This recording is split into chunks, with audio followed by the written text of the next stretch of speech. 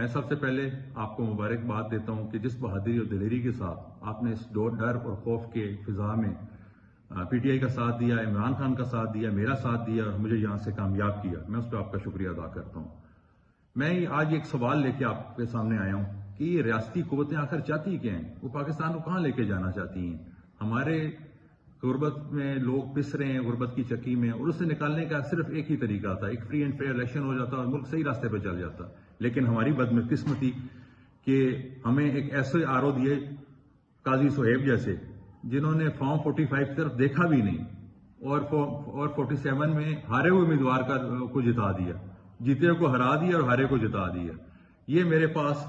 تمام 345 police stations کے results موجود ہیں، ان میں پریزائڈنگ آفیسرز کے دستخط بھی ہیں، ان میں مخالف ایجنٹس کے، ہمارے ایجنٹس کے دستخط بھی ہیں، اور میں ان کو اپنی فیس بک پہ ڈال رہا ہوں۔ میں اس لیے ڈال رہا ہوں تاکہ تمام حلقے کے لوگ ایک کونے سے لے کے دوسرے کونے تک اور پورے پاکستان کے لوگ یہ دیکھ لیں کہ اگر چیک کرنا ہے تو کسی کونے سے چیک کرنا ہے، کسی ریزلٹ میں ذرا برابر بھی جھول نہیں ہوگا۔ اور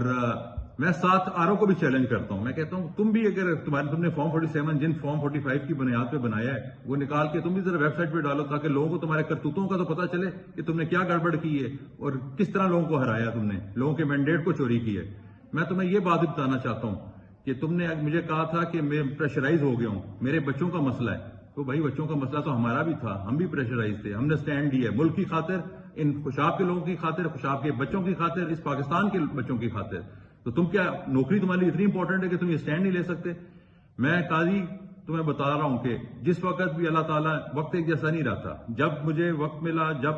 اللہ تعالیٰ نے اس ملک کے حالات بہتر کیے، میں یہ بات کبھی نہیں بھولوں گا۔ جس طرح تم نے فارم 45 چینج کیے ہیں، جس طرح سے تم نے مجھے دن دہاڑے ہرایا، انشاءاللہ اس کا بدلہ تمہیں ضرور ملے گا اور تم جیل کی چکی میں پسو گے۔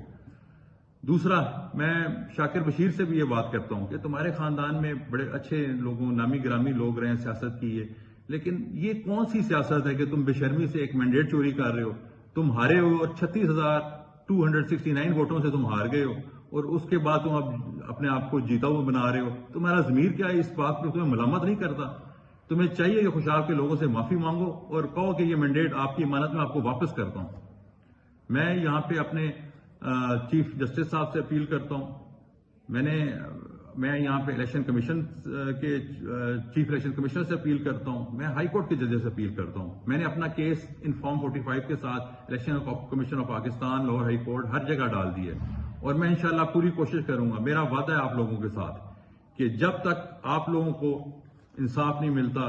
جب تک آپ لوگوں کو آپ کا حق نہیں ملتا، جب تک آپ کا چوری ہوا مینڈیٹ آپ کے پاس واپس نہیں آتا، میں چین سے نہیں بیٹھوں گا،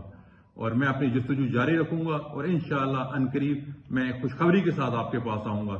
کہ یہ مینڈیٹ آپ کو واپس مل گیا۔ اللہ تعالیٰ آپ کا حامی و ناصر ہو۔ بہت مہربانی، شکریہ، خدا حافظ۔